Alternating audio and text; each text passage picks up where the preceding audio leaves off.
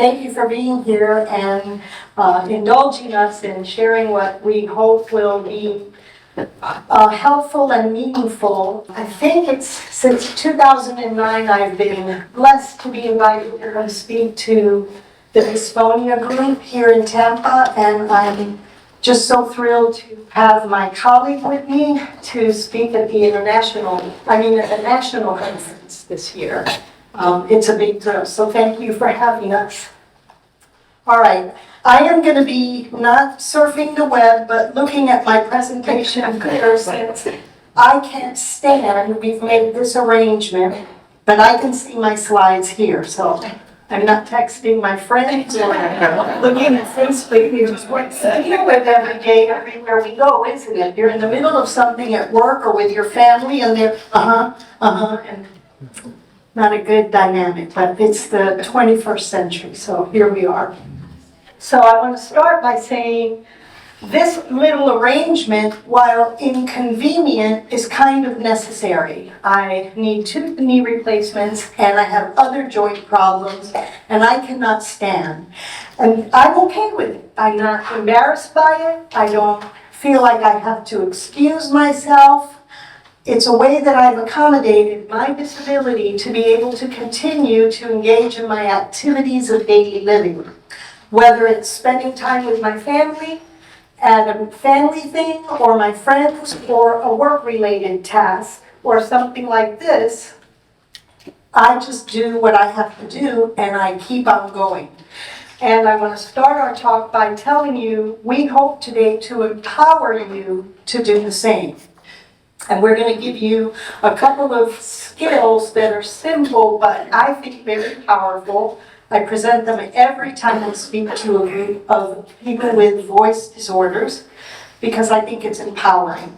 So I'm going to go very quickly through some of the slides and emphasize some of the others. And Brianalysse, my colleague, is going to jump in as it relates to her part of the presentation.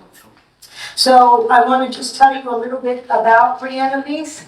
She's our lead psychometrist at the Morsani College of Medicine and in our division of neuropsychology. We see patients in our clinic mostly for evaluation. And we see patients with all kinds of movement disorders, and I'd say 8 out of 10 of our movement disorder patients have not only tremors and dyskinesias, but voice tremors or other voice disorders. So it's something that we're very familiar with. We evaluate several patients a week with voice disorders, and we like to think we know firsthand what they deal with in terms of quality of life. She also engages in different research projects, and I thank you for allowing me to bring her. She was thrilled when I told her that I was invited and asked her if she wanted to join us. So let's talk very briefly about the neuropathology of voice disorders. Probably the most important thing for me to tell you is that the pathophysiology of voice disorders is generally unknown. We know some things. There's some studies in the literature that will talk about specific voice disorders in specific populations. There's a couple of small studies in different countries with small sample sizes. So we know some things, but we don't really have a full picture of it yet. One thing we know is it seems to be limited or mostly in the right hemisphere of the brain's internal capsule. Now that doesn't mean it doesn't generalize, but they see more changes in the right hemisphere. Overall, patients with voice disorders have changes in white matter, which are the inner areas of the brain. We have the cortex, which is the outer covering of the entire brain. It's what you think of when you think of a brain, the gray, wrinkly, with the peaks and valleys that are all corrugated. That's the cortex, the outer part. What's below the cortex is subcortical, and that's where we see the internal capsule, under the cortex. That's where the white matter is. Changes in the cortical bulbar and cortical spinal pathways, so from the brain down and through the spine that involve movement are where we see most of these changes. There's other places like the cerebellum, like I said earlier, the internal capsule, but we don't really have a great understanding of it yet. So what are changes in white matter? What does that actually mean? White matter changes is kind of an umbrella term, and I think it's so cool that they gave me a gift of an umbrella for speaking today, and here I have an umbrella term used for damage to the brain's white matter. Usually it's vascular, there are little changes in the little blood vessels of the brain, and we see it a lot in diabetes, we see it in neurodegenerative disorders, and so it usually involves reduced blood flow to the tissues. So you'll get on the MRI white matter changes. Now, if we did an MRI on anybody in here over, say, 55, you're going to see some white matter changes. It's going to happen with normal aging, and it can mean absolutely nothing. We see more in people with voice and movement disorders. So some of the symptoms can include, but don't necessarily have to include, the following: memory problems, slowed motor activity, balance problems, frequent falls, mood changes, so there's a psychological and an emotional component, and difficulty performing 2 or more activities at once, or what we call your executive functions, which can involve problem solving, planning, multitasking, regulating or directing your attention. All of those things can be involved. All right, so let's look at some of the studies that are available. In a study of 20 spasmodic dysphonia patients compared to 20 controls, or people that are the same age, the same level of education, they try to match the normal subjects or subjects without the disorder that's being studied. They found brain abnormalities in areas that control voluntary voice production. All right? So, self-perception and quality of life in voice disorders. So, irrespective of what type of voice disorder the patients had in the study that I'm going to mention now, they determined that it had a moderate impact on their quality of life. Now, I think that's interesting because they didn't say a mild impact, they didn't say a severe impact, but it is moderate. So I think once you're out of the mild range, it becomes clinically significant. It can impact the quality of your life and is potentially an area for treatment or some type of intervention. Some of the psychological variables they found were they looked at the temperament of the 20 subjects and the 20 controls, and what they found was that anxious temperament and depressive temperament were very closely related with the impact on their quality of life.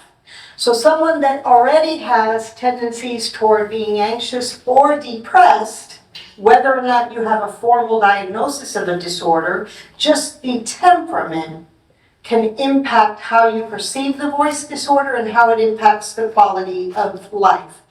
The other thing that they found that was correlated with quality of life or self-perception was a shimmer or a jitter of the voice, as opposed to any other aspects of the voice disorder. So what does the research literature tell us about coping? Coping is a key concept in medical psychology or behavioral medicine and health psychology that refers to how the person deals with psychosocial stressors, particularly in this case, the psychosocial stressor of having a voice disorder. Voice disorder have a pervasive effect on the individual's quality of life.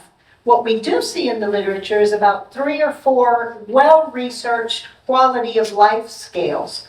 When we assess any of our patients, whether they're a dementia patient, a patient with epilepsy, a patient with one of the movement disorders, we always give a depression scale, an anxiety scale, and a quality of life scale.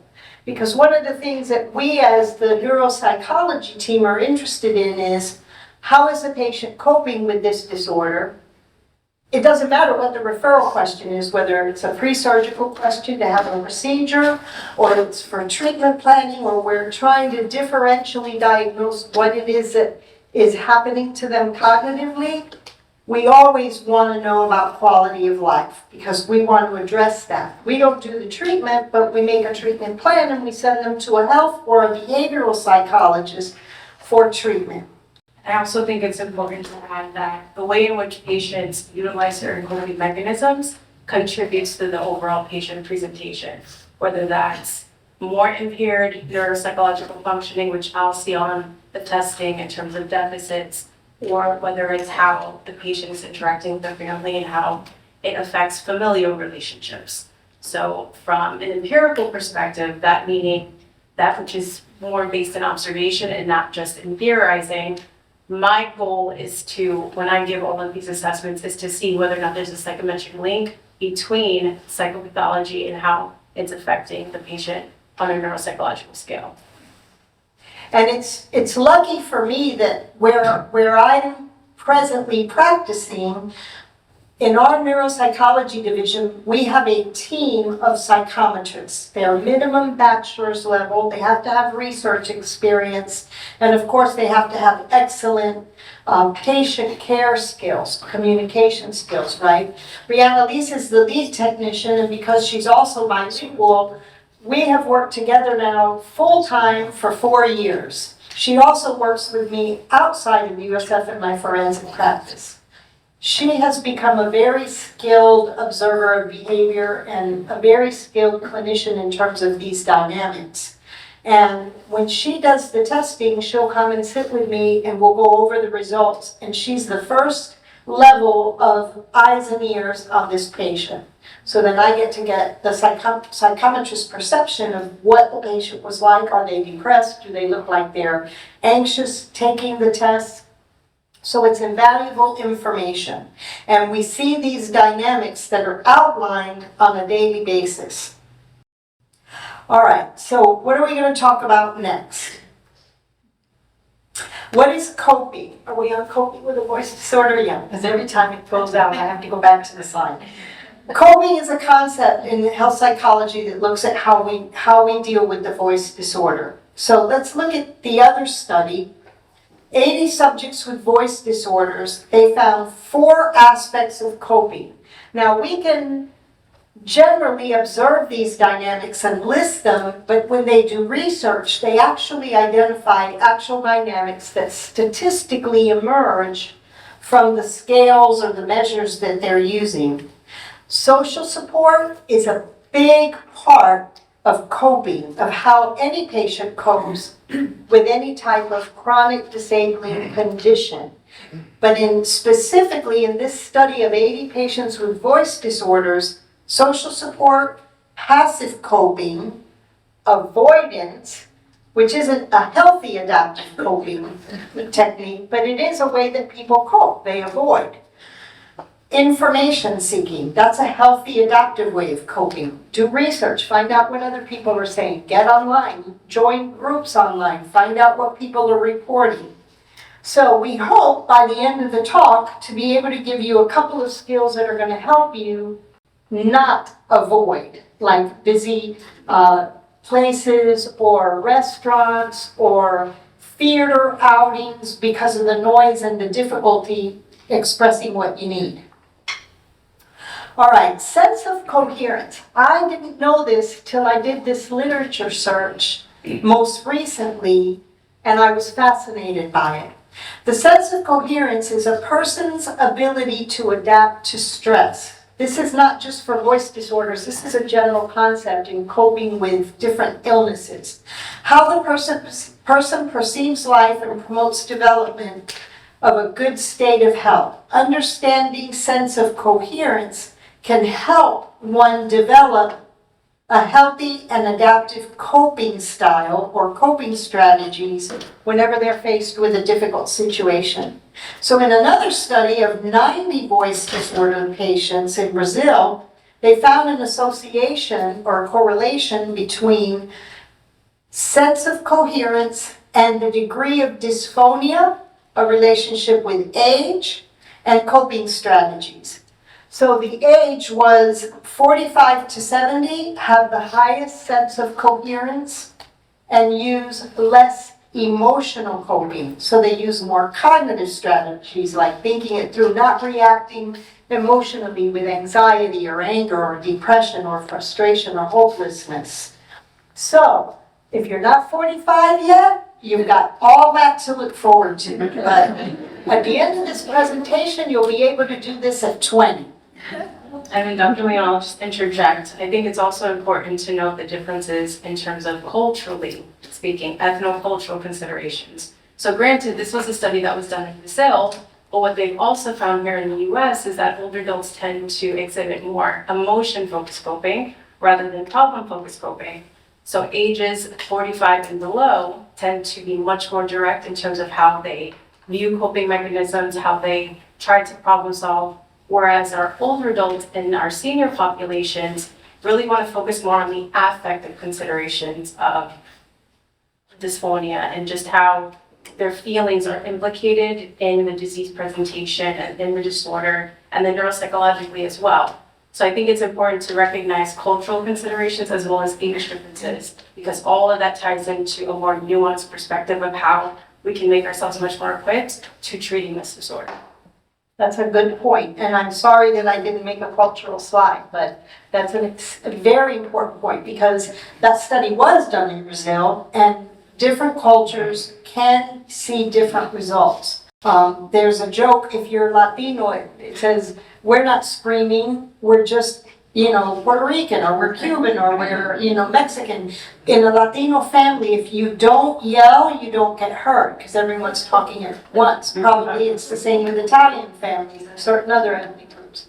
And in fact, someone that talks as loud as I tend to talk, it can almost be perceived as impolite. I have a friend that he's Cuban, but he's very Americanized, and I'll be talking to him and I'm all animated, and he goes, what? And the first time he did it, I said, what? And he goes, turn the volume down, you're breaking my ears. And now, 10 years into we've been friends 20 years, but 10 years since that first happened, every once in a while, he still goes, Lord love. So it's cultural to some extent. All right, what slide are we on? Identity and voice. My favorite part. You are not just your voice. I had a lovely patient many, many years ago when I used to do psychotherapy who lost an arm.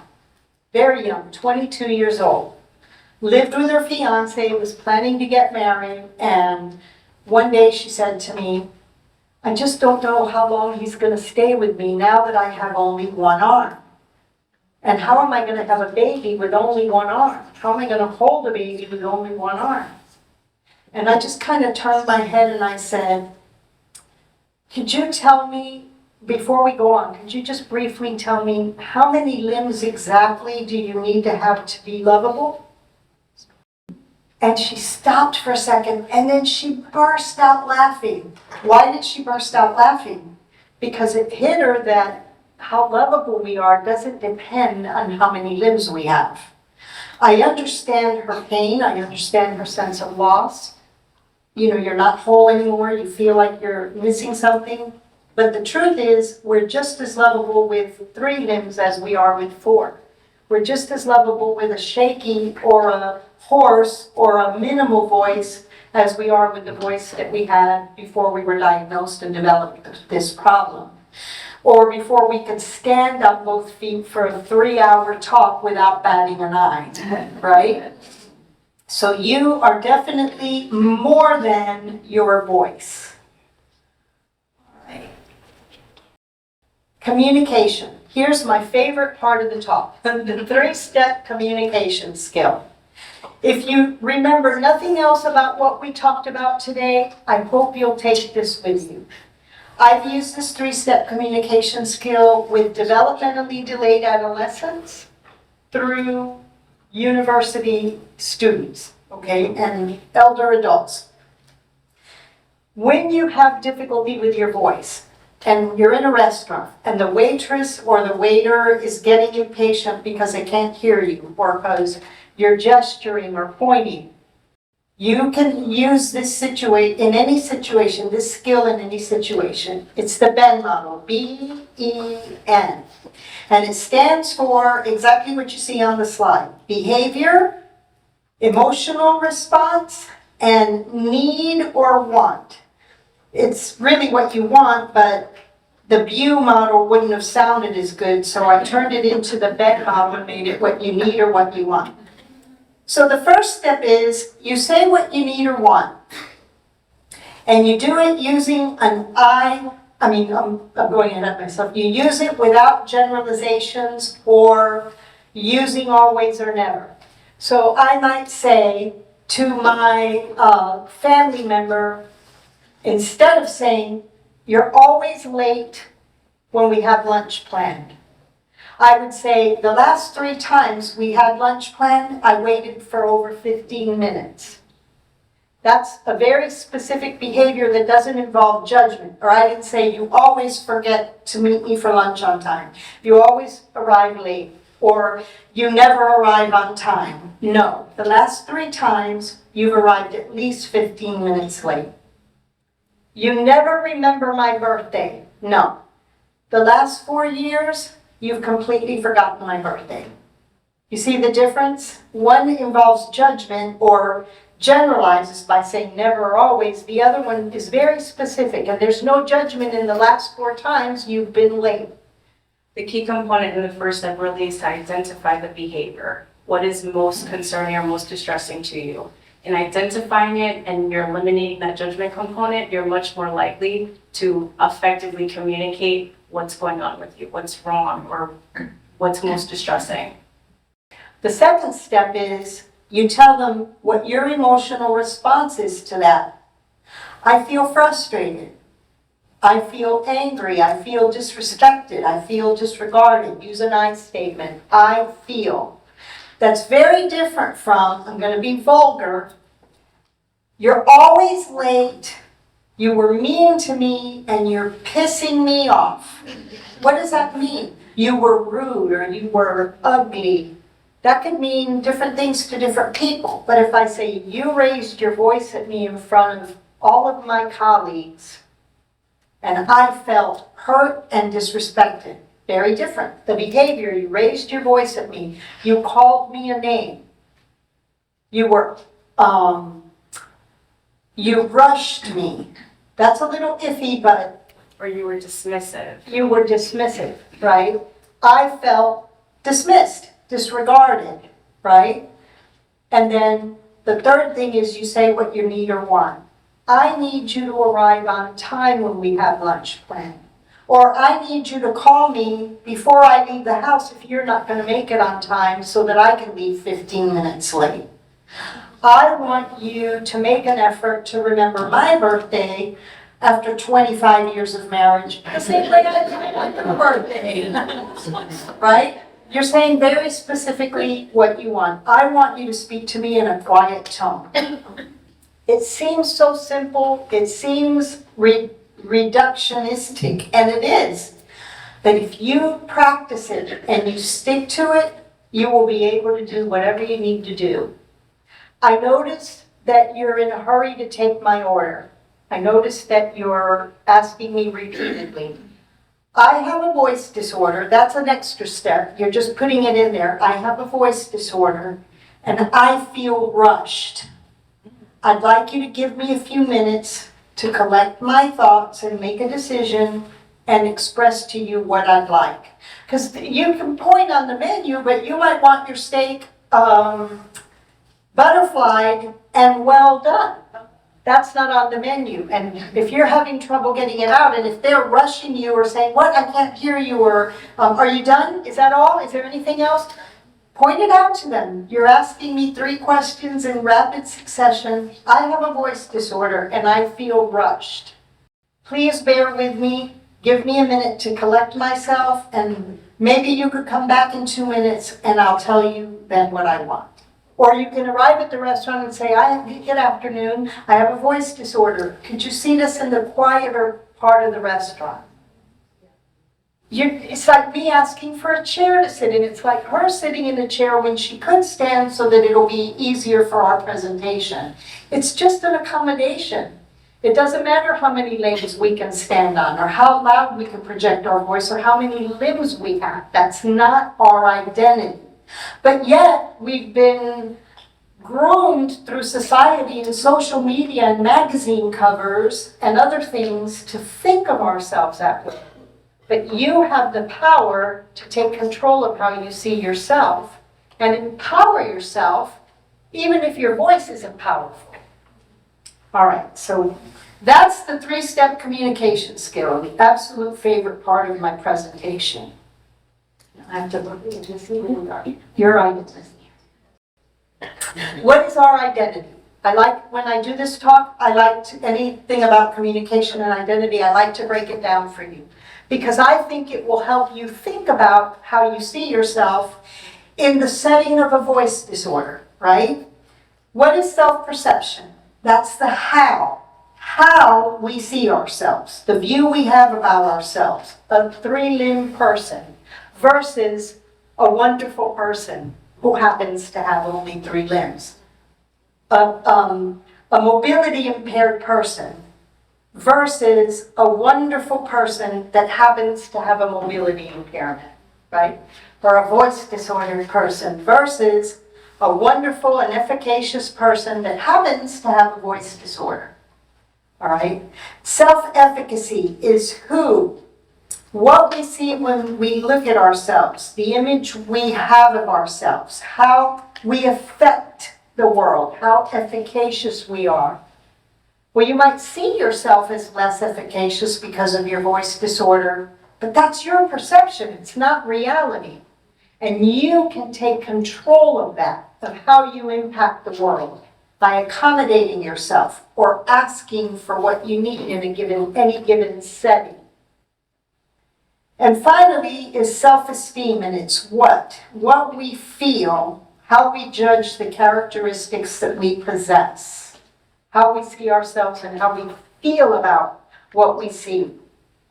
I don't like being mobility impaired, but I'm okay with what I see. So I'm a person that has to give a presentation sitting in a chair. Doesn't matter, doesn't change the quality of my presentation or what I have in my head or in my heart to offer the audience. I'm just sitting instead of standing. So what do we do? What's the roadmap to improved coping?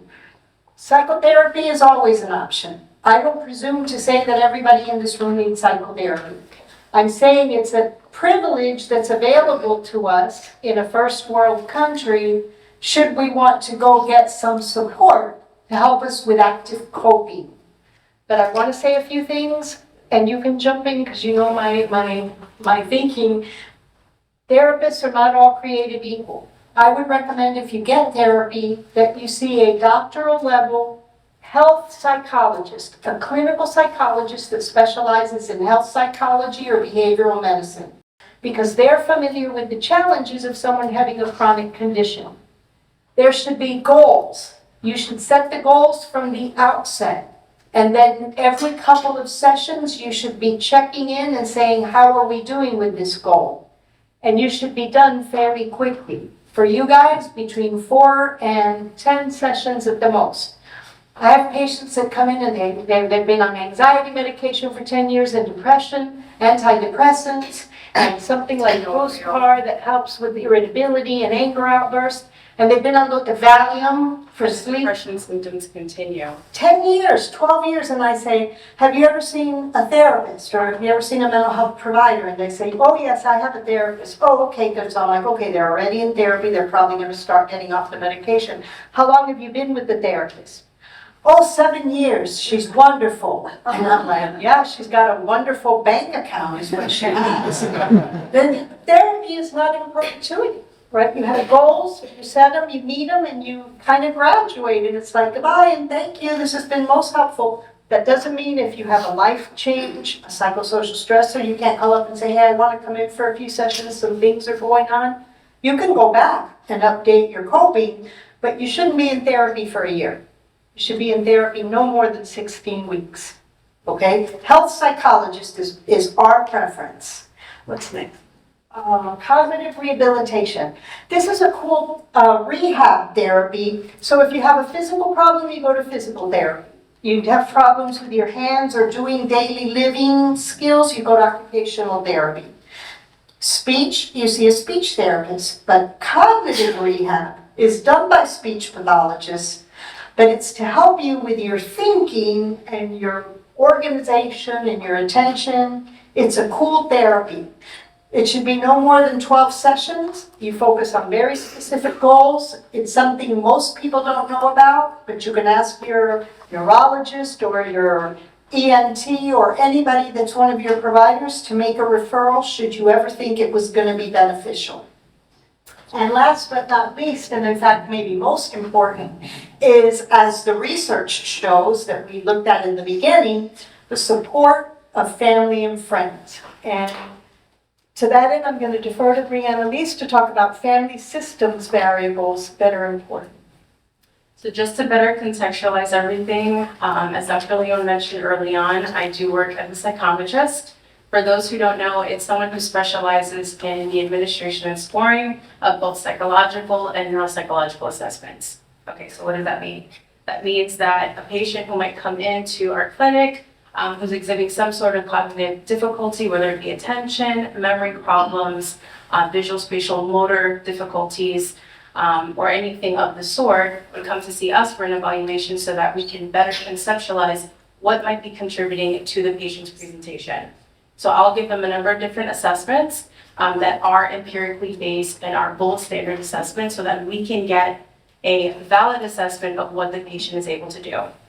Anytime I have a patient come into clinic and I'm doing the testing, because as Dr. Leon mentioned, I'm the eyes and the ears, and we're typically with patients in between 2 to 4 hour sessions, it's really important that I make very detailed observations. So one of the things I'm most interested in is if I have a patient who seems to be disengaged from me, what might be the reason that this patient is not necessarily participating as much as, say, another patient is participating in terms of the assessment and in terms of us getting valid data? Could it be mood? Could it be a family issue? Could it be something completely else? Maybe they've internalized the fact that they do know that they have a voice disorder and it's becoming too distressing for them to focus on what we're doing.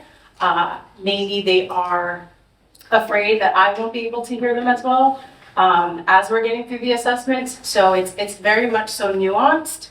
And because of that, now I have a growing interest in terms of looking at familial dynamics and how the patient's disorder, specifically a voice disorder, might be impinging on that familial relationship. So whether it's the patient and, say, a spouse, the patient and a brother, whomever is the caregiver, I'm looking at all these different dynamics because all of these things collectively do impact neuropsychological presentations. It does affect the patient's cognition.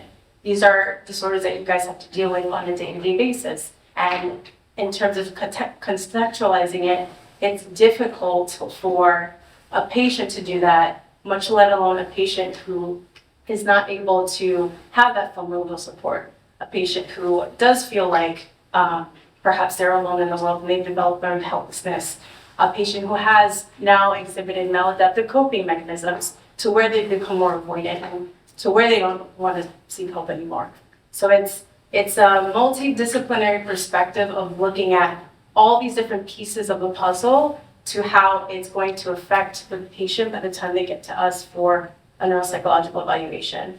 And so one of the beauties of neuropsychology is that we do focus and we do place a lot of importance on all these different disciplines.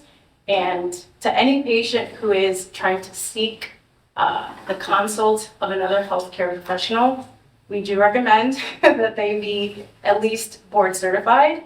There's many different healthcare professionals out there and they come with a wide variety of skills, but somebody who's actually has the level of intelligence and the level of training and skill to be able to understand all of these nuances and understand that it's very complex, it's very complicated, the cases that we get. Somebody who understands that is going to be much better equipped to provide the care at the level that you're going to need. Yeah, and only 5% of psychologists, including neuropsychologists in the United States, are board certified. So should you ever have to consult a neuropsychologist, ask about board certification. So they will either have PhD or PsyD after their name, that's a doctoral level, but they should have a bunch of letters after that, at least 4 more for board certification.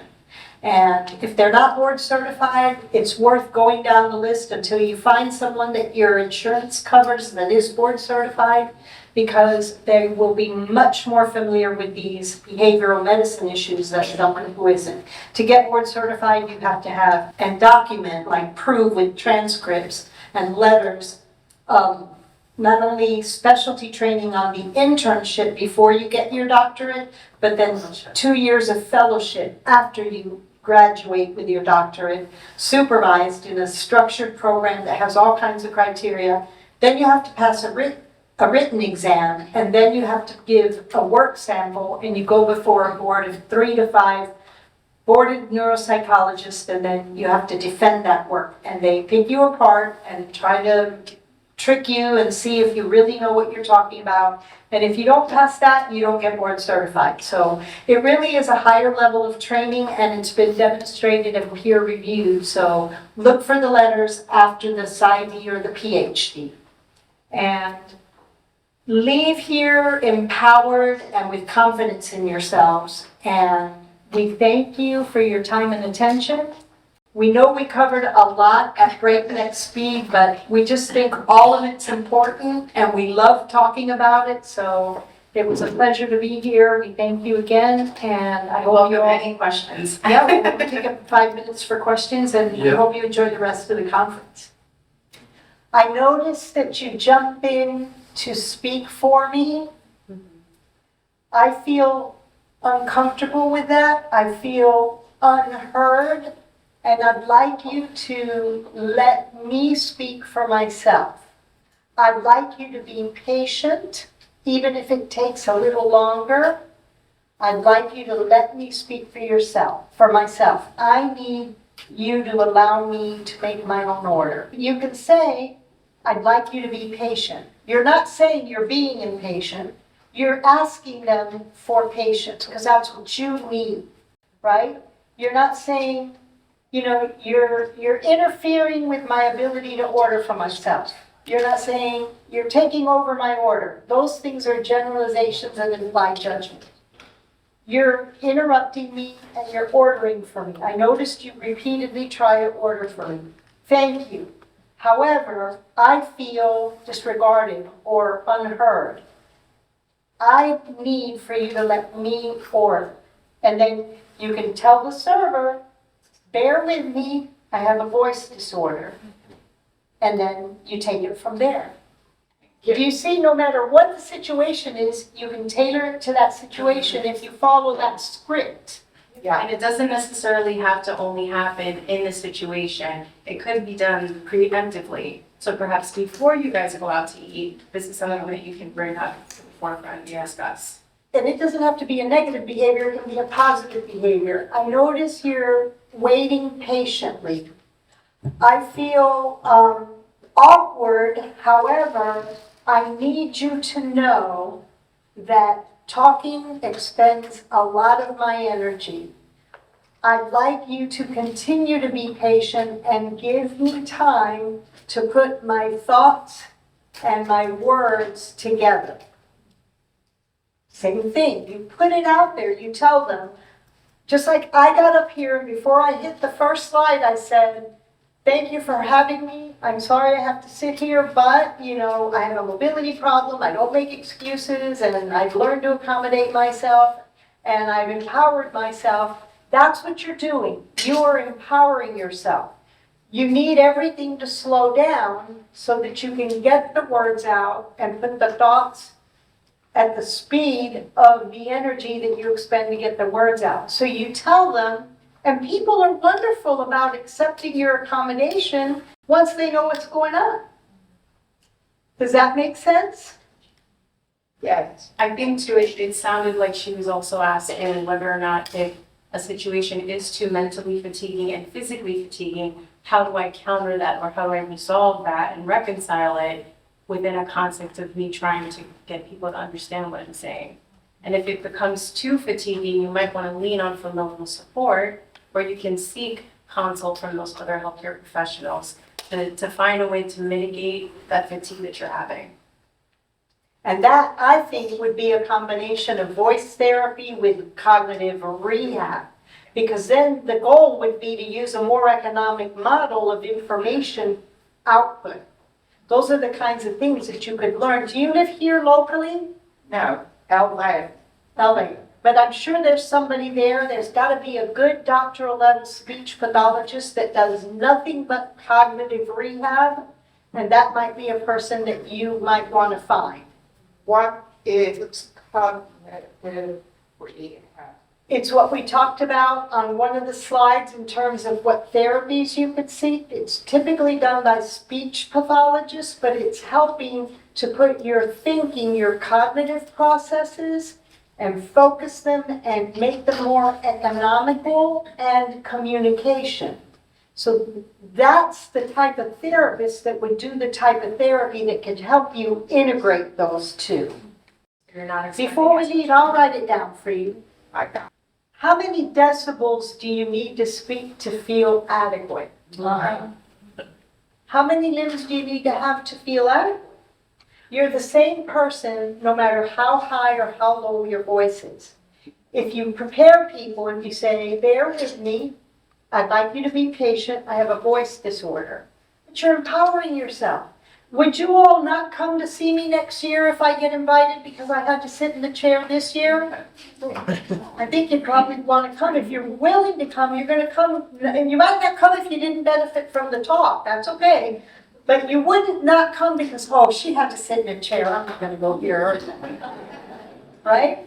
Then you're making a good distinction between thinking and feeling. I feel like you don't love me. That's a thought.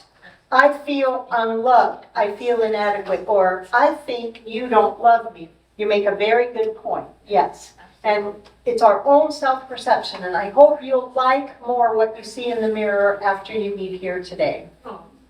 We've overextended our welcome. Oh, fantastic. Thank you.